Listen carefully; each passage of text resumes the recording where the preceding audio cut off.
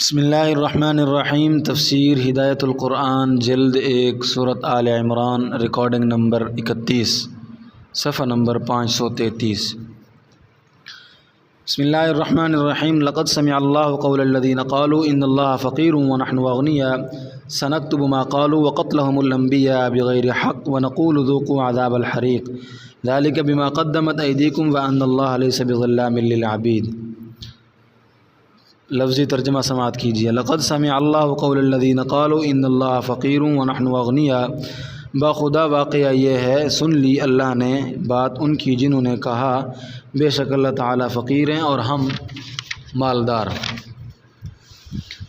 سنکتب ما قالوا وقتلهم الانبیاء بغیر حق، اب لکھتے ہیں ہم جو کہا انہوں نے اور ان کے خون کرنے کو انبیاء کا نہ حق۔ وَنَقُولُ ذُوقُوا عَذَابَ الْحَرِيقِ، اور ہم کہیں گے ہم چکھو عذاب آگ کا۔ ذَلِكَ بِمَا قَدَّمَتْ أَيْدِيكُمْ وَأَنَّ اللَّهَ لَيْسَ بِظَلَّامٍ لِّلْعَبِيدِ، یہ بات ان کاموں کی وجہ سے ہے جو آگے بھیجے ہیں تمہارے ہاتھوں نے، اور اس وجہ سے ہے کہ اللہ تعالیٰ قطعاً حلقی کرنے والے نہیں بندوں کی۔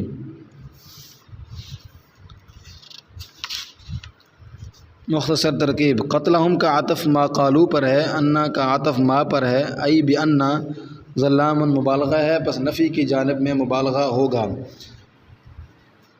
یہود کی شان خداوندی میں گستاخی اور اس کی سزا۔ اب ایک آیت میں اللہ کی عظمت کا بیان ہے، پس یہ توحید کا مضمون ہے۔ یہود انتہائی بخل کی وجہ سے جہاد کے لیے پیسہ خرچ کرنا نہیں جانتے تھے، بلکہ جب وہ فی سبیل اللہ خرچ کرنے کا حکم سنتے تو اس کا مذاق اڑاتے۔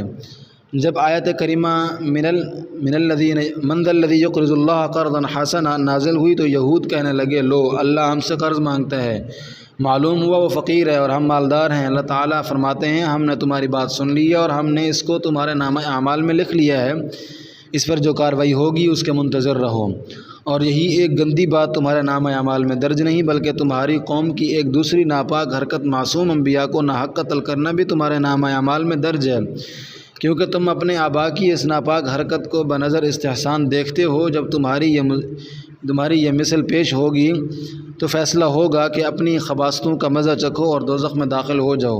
یہ تمہارے آگے بھیجے ہوئے اعمال کی سزا، اور یہ سزا اس وجہ سے بھی ہے کہ اللہ تعالیٰ بندوں کی قطعاً حق تلفی نہیں کرتے۔ تم دوزخ کے مستحق ہو، اگر تم کو دوزخ میں نہ ڈالا جائے تو یہ تمہاری حق تلفی ہے، اور اللہ کی بارگاہ ظلم حق تلفی سے پاک ہے۔ فائدہ، انفاق کا حکم اس لیے نہیں کہ اللہ تعالیٰ فقیر ہیں، بلکہ اس لیے ہے کہ اس میں بندوں کا فائدہ ہے، اور اس کو قرض اس لیے کہا گیا کہ اس کا عوض دنیا میں بمشکل غنیمت ملتا ہے، دنیا میں بشکل غنیمت ملتا ہے اور آخرت میں اضعاف مضاعفہ ملے گا۔ آیت پاک، بخدا واقعہ یہ ہے کہ اللہ نے ان لوگوں کی بات سن لی جنہوں نے کہا اللہ فقیر ہیں اور ہم مالدار ہیں۔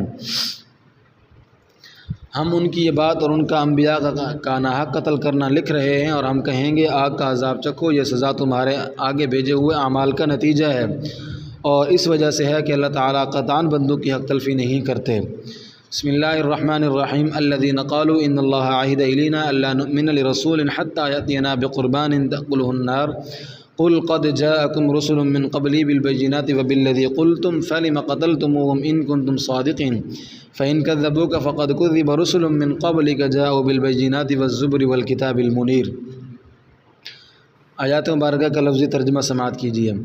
الذين قالوا ان اللہ عہد الینا الا نؤمن لرسول حتى يأتينا بقربان تأكله النار، انہی نے کہا بے شک اللہ نے ہم سے قول و قرار کیا ہے کہ ہم ایمان نہ لائیں کسی بھی رسول پر یہاں تک کہ لائے وہ ہمارے پاس ایسی بھینٹ نظر و نیاز جس کو کھا جائے آگ۔ قل قد جاءکم رسل من قبلی بالبینات وبالذی قلتم فلم قتلتموہم ان کنتم صادقین، کہو تحقیق آئے تمہارے پاس رسول مجھ سے پہلے واضح معجزات کے ساتھ اور اس کے ساتھ جو تم نے کہا، پس کیوں قتل کیا تم نے ان کو اگر ہو تم سچے۔ فإن كذبوك فقد كذب رسل من قبلك جاءوا بالبينات والزبر والكتاب المنیر، اب اگر جھٹلایا انہوں نے آپ کو تو یقیناً جھٹلائے گئے رسول آپ سے پہلے آئے وہ معجزات کے ساتھ اور صحیفوں کے ساتھ اور کتابوں کے ساتھ روشن کرنے والی۔ الذین، پہلے الذین کی صفت یا بدل ہے، یعنی انہی یہود نے یہ بات بھی کہی۔ موصوف صفت اور بدل مبدل ایک ہوتے ہیں، معطوف معطوف علیہ میں کچھ فرق ہوتا ہے۔ یہود کو نبی صلی اللہ علیہ وسلم پر ایمان تو لانا نہیں تھا، اس لیے پکھ نکالی۔ توحید کے بعد اب رسالت کو لیتے ہیں انہی لوگوں نے جنہوں نے اللہ پاک کو فقیر قرار دیا تھا۔ یہ بھی کہا کہ اللہ پاک نے ہم سے قول و قرار لیا ہے کہ ہم اسی رسول پر ایمان لائیں جو سوختنی قربانی پیش کریں، اور آپ صلی اللہ علیہ وسلم پر قربانی پیش نہیں کرتے بلکہ غنیمت ان کا تر لقمہ ہے، اس لیے ہم ان پر ایمان نہیں لاتے۔ اللہ نے ان کی یہ بات بھی سن لی ہے، یہ انہوں نے گپ اڑائی ہے۔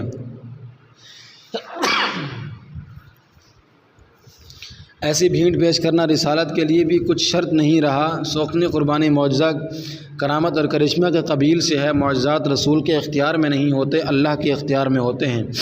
جب اللہ چاہتے ہیں نبی ولی کرشمہ دکھاتا ہے۔ ماضی میں سب سے پہلے ایسی ایک نیاز کا تذکرہ سورۃ المائدہ آیت 27 میں ہے۔ حابیل کی نیاز قبول ہوئی، آگ نے اس کو کھا لیا، اور قابیل کی نیاز رد ہو گئی اس لیے کہ وہ ناقابل تھا۔ پھر الیاس علیہ السلام ایلیاہ نبی کا واقعہ سلاطین باب 18-19 میں آیا ہے۔ ان کی قربانی کو بھی آگ نے جلایا تھا، اور مال غنیمت کو آگ کا جلانا تو معروف ہے۔ گزشتہ امتوں کے لیے مال غنیمت حلال نہیں تھی۔ بنی اسرائیل جہاد کر کے مال غنیمت لا کر بیت المقدس میں ایک خاص جگہ رکھ دیتے تھے۔ سفید آگ آتی اور اس کو خاکستر کر دیتی، یہ جہاد کی مقبولیت کی علامت ہوتی۔ گزشتہ امتوں کا جہاد چونکہ وقتی اور محدود تھا، اس لیے غنیمت ان کے لیے حلال نہیں کی گئی تاکہ اخلاص باقی رہے۔ اور اس امت کا جہاد دائمی ہے۔ اسلام عالمگیر مذہب ہے اور اس کے دشمن بہت ہیں، اس لیے مجاہدین کے پاس کمانے کا وقت نہیں، چنانچہ اس امت کے لیے مال غنیمت حلال کیا اور سوختنی قربانی کا سلسلہ موقوف ہوا۔ یہود نے یہی پکھ نکالی کہ ہم آپ پر ایمان اس لیے نہیں لاتے کہ آپ صلی اللہ علیہ وسلم قربانی پیش نہیں کرتے، غنیمت کو کھاتے ہیں، اور اللہ نے ہم سے قول و قرار لیا ہے کہ ہم ایسے رسول کو نہ مانیں جو سوختنی قربانی پیش نہ کریں۔ اللہ تعالیٰ جواب میں فرماتے ہیں، زمانہ ماضی میں اللہ کے رسول معجزات کے ساتھ اور سوختنی قربانی کے ساتھ آئے۔ حضرات زکریا اور حضرات یحییٰ علیہم السلام بیت المقدس کے ذمہ دار تھے۔ ان کے زمانہ میں مال غنیمت کو آگ جلاتی تھی، پھر تم نے ان کو کیوں قتل کیا؟ اگر تم اپنی بات میں سچے ہو کہ ہمیں اسی رسول پر ایمان لانے کا حکم ہے جو سوختنی قربانی پیش کرے۔ پھر تیسری آیت میں نبی صلی اللہ علیہ وسلم کو تسلی دی کہ تکذیب رسل کا سلسلہ قدیم ہے، آج یہ کوئی نئی بات نہیں۔ پہلے جو انبیاء معجزات اور چھوٹی بڑی کتابوں کے ساتھ مبعوث ہوئے، ان کی بھی لوگوں نے تکذیب کی ہے۔ آج یہود یہ حرکت کر رہے ہیں تو کوئی نئی بات نہیں، آپ دلگیر نہ ہوں۔ آیات کریمہ۔ انہی لوگوں نے کہا، بے شک اللہ نے ہم سے قول و قرار لیا ہے ہم کسی بھی رسول پر اس وقت تک ایمان نہ لائیں جب تک وہ ایسی نیاز پیش نہ کرے جس کو آگ کھا جائے۔ آپ صلی اللہ علیہ وسلم کہیں، مجھ سے پہلے تمہارے پاس رسول کھلی نشانیاں اور وہ چیز لے کر آئے جس کا تم مطالبہ کرتے ہو، پھر تم نے ان کو کیوں قتل کیا اگر تم سچے ہو؟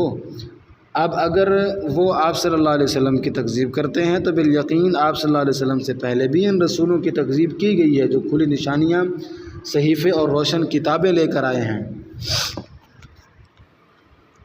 بسم اللہ الرحمن الرحیم۔ کل نفس ذائقۃ الموت وانما توفون اجورکم یوم القیامہ فمن زحزح عن النار وادخل الجنۃ فقد فاز وما الحیاۃ الدنیا الا متاع الغرور۔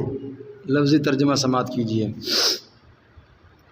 کل نفس ذائقۃ الموت وانما توفون اجورکم یوم القیامہ، ہر جان چکھنے والی ہے موت کو اور اس کے سوا نہیں کہ پورا پورا دیے جاؤ گے تمہارا بدلہ قیامت کے دن۔ فمن زحزح عن النار وادخل الجنۃ فقد فاز، پس جو شخص دور ہٹایا گیا دوزخ سے اور داخل کیا گیا جنت میں تو یقیناً کامیاب ہو گیا۔ وما الحیات الدنیا الا متاع الغرور، اور نہیں ہے زندگی دنیا کی مگر برتنے کا سامان، دھوکہ دینے والا۔ دوزخ سے بچ جانا اور جنت میں پہنچ جانا اصل کامیابی ہے۔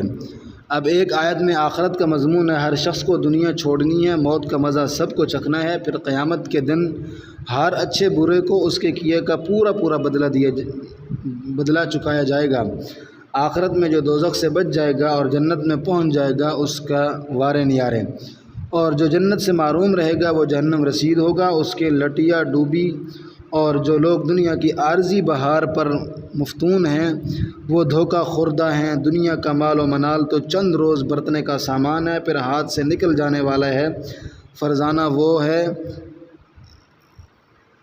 وہ ہے جو دنیا کی حقیقت کو سمجھے اور اصل کامیابی کو سوچے اور آخرت کی تیاری میں لگا رہے۔ جاہل صوفیاء کا قول ہمیں نہ جنت کی طلب نہ دوزخ کا ڈر، زٹل بازی ہے۔ آیت پاک: ہر جان کو موت کا مزہ چکھنا ہے اور تمہیں قیامت کے دن تمہارا پورا بدلہ چکایا جائے گا۔ پس جو شخص دوزخ سے دور کیا گیا وہ جنت میں داخل کیا گیا، بالیقین کامیاب ہو گیا۔ دنیا کی زندگی محض دھوکہ دینے والی چند روز برتنے کا سامان ہے۔ واللہ اعلم بالصواب۔